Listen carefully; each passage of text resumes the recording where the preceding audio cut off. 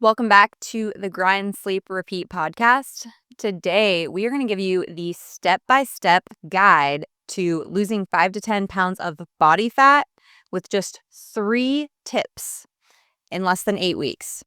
Yeah, so if you are thinking about summer coming up soon, it's already March. It's going to be on us before we even know it.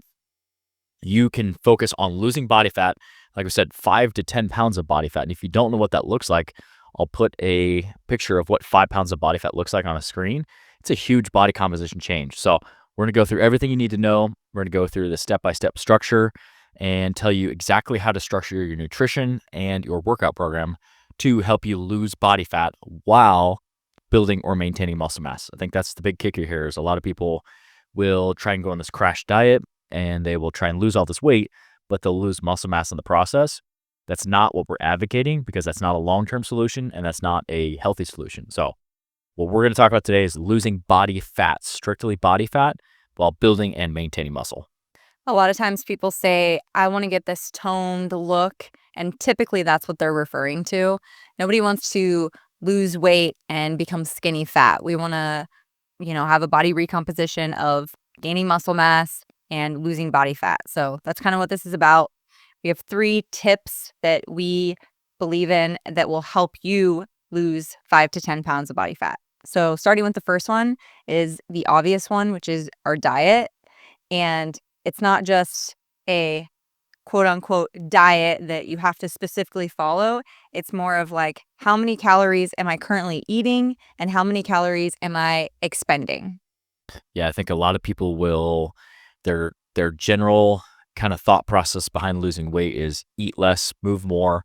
And yes, that's true. Like if you are eating less and you're moving more, it's at the end of the day, it's a calculation of calories in, calories out. But there's a lot more that goes into it. And if you're looking to have any sort of success, one thing that you need to understand is we all burn calories at rest. So we have what's called a basal metabolic rate. So this is the amount of calories that we burn just if we lay in bed all day that it takes to function.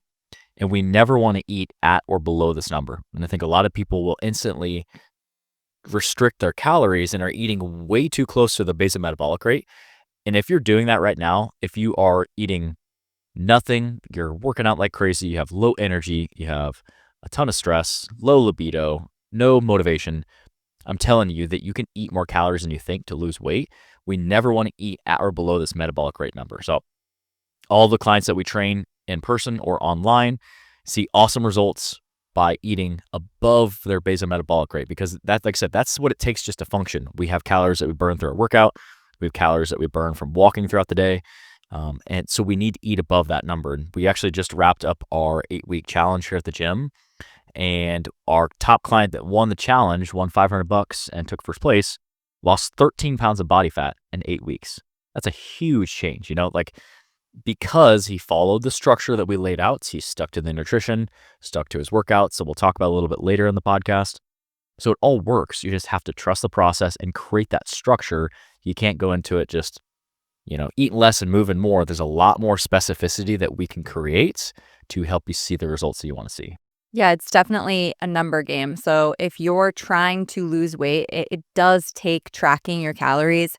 Now, we've talked about this before too. It doesn't mean that you have to track your calories for the rest of your life because we shouldn't be in a deficit forever.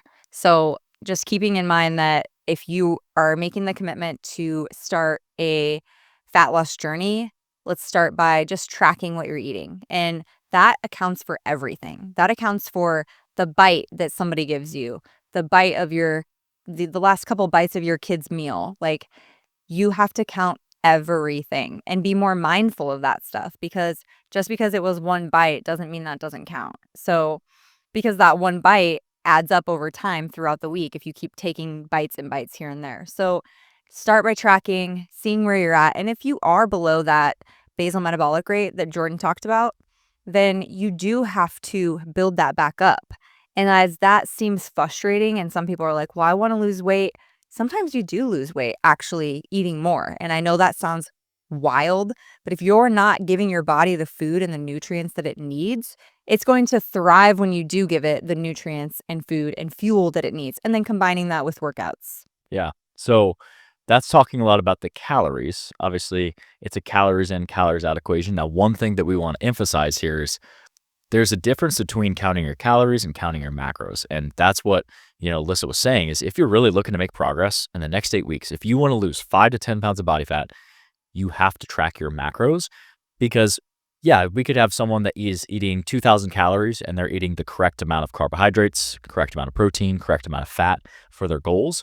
And then you could have another person that's eating 2,000 calories. And again, this is just a pure example, and they're eating all their food from carbohydrates and fat and very low protein. That person is not going to lose body fat. They're probably going to lose muscle in the process. So it also does, you have to take into account the kind of, or the split of your macros, the percentages of your carbs, your fat, and your protein. So that's something that we lay out for all of our clients. Everybody's a little bit different. There's a lot of factors that are going to determine your basal metabolic rate, the amount of calories that you're going to be given, things such as your age, your gender, your Activity activity level. levels throughout the day. Yeah, there's lots of factors that are going to impact that. So if you are someone that is looking for more structure, that's something that we provide specific custom macros and then a meal plan with our online training clients. So if you are looking for more structure, we do have an online training form that you can go fill out. If you're ready to make the change and you're ready to lose 5 to 10 pounds of fat in the next 8 weeks, we would love to help you. After you're done listening to the podcast, go down to the comments and click on that link. Whatever platform you're listening on, you can fill out a form and we can set up time to structure more in your program and supercharge your workouts and your nutrition to be custom to your goals so that you can see that 5 to 10 pounds of fat in the next 10 weeks. So again, the point that I want to drive there is calories matter, but so do the macronutrients and the percentage of each macronutrient that you're eating. You can't just eat all one macronutrient and exclude the other. You need the correct percentage of each. Some people might ask, what is the correct breakdown of carbs and fat and protein? Everybody's so different. Each client is different based on their goals and their activity level and the workouts. So that's something that we really customize to each individual. But that's what I really want to pinpoint is it's so important to have the correct amount of calories and macros to structure that in your diet so that it can support your workouts. And that's kind of the next piece that we want to hop into is the workouts and the combination of diet and exercise is such a powerful combination. Like we said, like the winner of our challenge lost 13 pounds of body fat. I just had an online client send me a weigh-in that they used an in-body scale that they don't live here, and they lost 5 pounds of body fat in a month. So people are making changes that they want to see because they're sticking to the structure because they have the combination of the correct nutrition program for their goals and the correct workout program that is focusing on progression. That's what we can kind of talk about next is how should we structure our workouts in order to lose 5 to 10 pounds of fat in the next 8 weeks? And I think one of the points here is realizing that it's all about consistency too. So if you're consistent with that diet, you're consistent with your workouts, and you're frustrated and you're not seeing results, then you can reflect back and we can make those changes. But if you're not consistent, we don't know what to go off of. So, just keeping in mind that consistency is key. And hopping into the strength training portion of this, we do want to make sure we're getting in a strength training workout at least 3 times a week.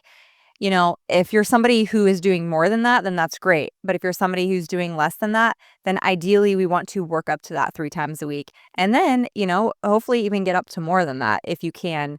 But at least 3 times a week so that we can hit each body part. So we're hitting, upper, lower, upper, or we're hitting full body 3 days in a row, or we're hitting 3 different splits like shoulders and arms, back and chest, and then we go into a leg day. So just making sure that we're getting in enough volume with those 3 days. And if you're getting 3 days, then great, let's move that up. And you can see changes there too. Yeah, there's definitely with strength training, and we'll talk about in a second, why it's so important in the fat loss phase. The minimum is 3. I think that's really where we always tell our clients online and in person, the people that see the best results strength train at least 3 times a week. We can structure that a million different ways, kind of like Alyssa laid out. Again, each person's very different based on their goals. But why strength training is so important is because as we build muscle mass, it's going to increase that basal metabolic rate that we talked about. So say that, pure example, someone's burning 1,500 calories at rest, just pure example here. and that person starts strength training and they build an additional 3 pounds of muscle. That person might burn an additional 100 calories every single day. So instead of 1,500 calories, now their basal metabolic rate is 1,600 calories. Again, just pure example. It takes more energy for your body to maintain muscle mass. Muscle mass is very thermogenic. So by default, that person has increased the amount of calories they burn at rest without having to do anything else. And we'll talk about cardio later. Like, if you can strength train and build some muscle, it's going to help you increase your metabolic rate. Therefore, it's going to be easier to burn more calories, lose more body fat, and eventually it's going to be easier to keep that body fat off. Because that's the whole goal here is we're not talking about this crash diet that we're going to lose 5 or 10 pounds of body fat and then we're going to put it right back on. We want to teach you how you can see that progress and then maintain that progress and build off of that progress, not just this crash yo-yo where it's like every winter, I put on 10 pounds and I got to get it off. And then it's like I lose 5, so I'm -5. And then it's 10, it's 15. So this should be a lifestyle and something that's repeatable. And strength training is a huge piece of that puzzle. All of our clients, both online and in person, at least strength train 3 times a week because it is going to help them burn calories. It's going to help them increase their metabolism. It is a vital part of any fat loss program. Depending on whatever your goal is, you need to be strength training in any sort of program. A big tip too when we're strength training is when we are in a diet phase where maybe we're in a calorie deficit because we're talking about losing body fat right now. So you're going to have less energy because you're eating less, right? So keeping in mind that when we're strength training, we really want to focus on prioritizing our meals around that strength training session so that we have the energy to exert at that session, because ideally we want to keep pushing to hit stronger weights and not, when you have less energy, it's harder to give off that extra effort, right? So if I'm, shoulder pressing 25 pounds and I'm in this deficit, my energy is low, it's going to be hard to build from that 25-pound shoulder press. So if I really fuel the workout and focus on, prioritizing my carbs and my protein around my workout too, that's going to give me energy and be able to exert that effort and energy and having that program to follow too. And like, okay, last week I hit 25. Now this week I got to try for 30s, see how many I get for 30s. And then the following week, okay, last week I got this many reps with 30s. So I'm going to try to get 1 extra rep. So just tracking that progress and continuing to push yourself is a huge win because like Jordan said, it's hard to hold on to muscle. So if we are not continuing to push ourselves in the gym, that muscle is it's just gonna go away. Yeah, exactly. So the things that you did to build muscle, tried to overload and strength train and lift heavy and your big compound movements, squats, deadlifts, Bulgarian split squats, hip thrusts, Compound movements. bench press, pull-ups, rows, shoulder presses, dips, those types of movements, you should still be doing those things and you should still be focusing on getting stronger. It might be harder as you're in a deficit because your body's burning more calories than it's receiving, but you still should focus on that. A lot of times when people want to go into this diet and they want to go into this fat loss phase, they're like, I got to up the reps and I got to do a lot of high reps and I'm going to burn all this body fat off. That is the wrong way to do it. You're going to lose muscle mass in the process and you're not going to be happy with the outcome of your body composition. So Right. the goal, like we talked about in the beginning, is to lose body fat while building or maintaining muscle mass. And you're going to do that through the combination of your diet and the combination of heavy progressive overload in your strength training. You're still trying to get stronger from week to week. And, you really just want to be competitive with yourself. So like Alyssa mentioned, you keep very detailed records of your workouts. So that's what we always urge our clients to do is keep detailed records of your program, your sets, your reps, your weights. And you almost create this little competition with yourself of, okay, I did 10 reps at this weight last time. I'm going to up the weight and try to stay between 6 to 8 and maybe only get 5. But doing that, increasing that weight places that stimulus bare minimum on your body to maintain the muscle mass. But also you can build muscle mass and lose body fat at the same time. It happens all the time. We have clients that track our body composition on our InBody scale, which tracks body fat, muscle mass, water, a whole bunch of other stuff. And the winner of our challenge actually put on muscle mass in the process as well, while losing 13 pounds of body fat. So body recomposition where you're building muscle and losing fat does happen. You just, again, have to have the combination of a structured nutrition program that's going to be tailored and specific for you, and then also a structured workout program that's going to focus on progression and be progressed from week to week. And that's really where it is important to have a coach to do that and to take Keep you out the accountable. variables, take out the guesswork, hold you accountable to where, as you know, with our clients, what we do is we will always progress the program, because if you're doing the workouts this month, eventually, if you're overloading, you're getting stronger, this workout's going to get easy and your body's going to become very adapted to that. So it takes a coach to look at the variables, make the tweaks that need to happen to continue to challenge your body to see the changes that we want to see in the mirror and on the scale. Yeah, and I think to keep in mind too with these 2 tips is you can't do one and expect the same outcome without pairing the other. So if you're doing the diet, but you're not doing the workouts, you're gonna get that skinny fat look and you're gonna be like, I'm not getting that tone look that I'm wanting. And same thing with the workouts, you start lifting heavy, you're gonna see progress in the gym, but you're not going to see the scale changes and the body composition changes that you're looking for. So those 2 really go hand in hand, and then our last piece to this puzzle is going to be cardio. If you wanna talk about how we implement cardio into our fat loss phase, you can go ahead and hop into that. Yeah. So yeah, I think cardio is something that instantly gets in people's minds when they think of losing weight. And I think if you close your eyes and I say fat loss or weight loss, what's the first thing that pops in your head? It's probably hopping on a treadmill, doing some running or putting your running shoes on for most people. And yes, it is a tool to use, but again, it is a tool in your back pocket. It's not the entire program. Cardio can help you burn calories, and being in a caloric deficit, burning more calories than your body is using or that you're eating, that's what's going to lead to body fat loss and weight loss. So basic energy balance, your maintenance amount of calories is the amount of calories that it takes to maintain your weights. Say, for example, that's 2,000. Again, just pure example here, keeping the number simple. Anything above that, typically we're going to gain weight. Anything below that, we're typically going to lose weight. Again, like we talked about earlier, it's not always that simple. It's not always calories in, calories out. It's the percentage of macros, the carbs, fat, the protein. But if you do a 30-minute cardio session, that's going to burn X amount of calories. That's going to help you get into a caloric deficit. So that's what you should look at as cardio. Is it's not this like justification to eat more food. It's not this magic pill that's going to burn all this body fat and completely change your body composition, your physique. It is a tool to use, and again, can be structured, and it takes a coach to understand, how do I structure that?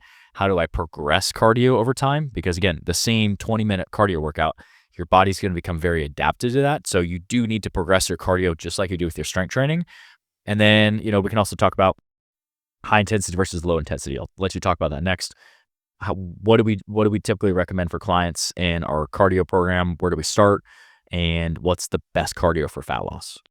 Yeah, as far as cardio in general, you wanna make sure you're getting 150 minutes of cardio a week. While this may seem like a lot, it can be simplified. We've talked about this in a previous episode too, and it can be simplified into smaller portions where we're just outside walking, just getting in movement in general, getting that step count up because a lot of us have jobs that we sit, we work on the computer, so just getting in more movement in general is going to help as well. But talking about low intensity and high intensity cardio, we want to make sure we have 1 day of that low intensity where our heart rate staying low at that aerobic phase and you can carry on a conversation. So if Jordan and I are going on a run and, like we did on Sunday, we went on a run and pushed the stroller. We want to be able to have this conversation as we're running too, keeping that heart rate nice and low. It's going to help you get stronger, faster. And then the sprints as well. We want to do short bursts of high intensity sprints. Doesn't have to be on the treadmill, can be on a bike, on a rower, any piece of cardio equipment. Same with the run, the long distance running could be a long distance bike ride. It could be swimming. It could be anything that you enjoy. It doesn't have to be something specific, but that high intensity cardio, we're getting that heart rate up, letting it come back down, bringing it back up, letting it come back down. And you can build up from that too. You could start with, 5 sets, 30 seconds on, 30 seconds off. The next week we build up to 6 sets and so on and so forth. But I think that's a super productive way to see the best results. Yeah, you want a blend of high intensity and low intensity. If you're doing more than 2 to 3 times of cardio a week, you want most of those cardio sessions to be lower intensity because you're doing strength training. That's going to tax your nervous system. So if you do all high intensity cardio, that's also going to tap into your glycogen, the stored carbohydrates in your muscle. So it's going to be harder to focus on strength training. And then it's also going to fry out your nervous system. So And your adrenal. 1, maybe 2 high intensity cardio sessions a week. The rest of them should all be low intensity. Something that is it's often referred to as steady state cardio, where you're keeping your heart rate elevated. And that's going to be the perfect blend. Now, I would start off with 2 to 3 days of cardio, because if you start off with 6 days of cardio a week, you have nowhere to go but increase duration or increase intensity. So start low. You can always add this in your program further on down the road. And that's typically what we recommend for clients. And, last thing I want to close on is it's not always perfect. We have this program outlined. We want to follow it to the best of our abilities. But like Alyssa mentioned, Sunday, it was really nice outside and we went for a run around the lake. I was pushing our 3-year-old around in the stroller and my heart rate was not aerobic whatsoever. But it got a little out of hand, that competitive side came out in me a little bit, and But it it was was new it was a too. nice day outside and we just let it rip. So what I want to say here is that follow the structure of your nutrition and your workouts, and we're looking for 80 to 90% compliance. If you can do that, you are going to lose more body fat than you can imagine. You're going to lose 5 to 10 pounds of fat in the next 8 weeks, as long as you have that structure, as long as you have the custom nutrition and the custom workout program tailored to you. As long as you can do that and have 80 to 90% compliance, you're going to see the results that you want to see. So if you are ready to lose 5 to 10 pounds of fat, we would love to help you. Go down to the comment section, click on that link, fill out that form, and let's get you set up on a program. Let's customize your nutrition, your macros. Let's create a meal plan that's going to work for you and your lifestyle. Let's create a workout program, both the strength training and the cardio, that is also going to be custom to you and your goals. And let's get ready for summer to where you can feel the most confident. Losing 5 to 10 pounds of fat, like I said, that's a huge body composition change that you're going to know, you're going to see, you're going to feel so much better and more confident. So we would love to help you. Like I said, go fill out that form in the comments below. And as always, if you guys have questions, we'd love to help out. Just let us know in the comment section and we'll get back to you. So thanks for tuning in, guys, and we'll see you guys in the next one.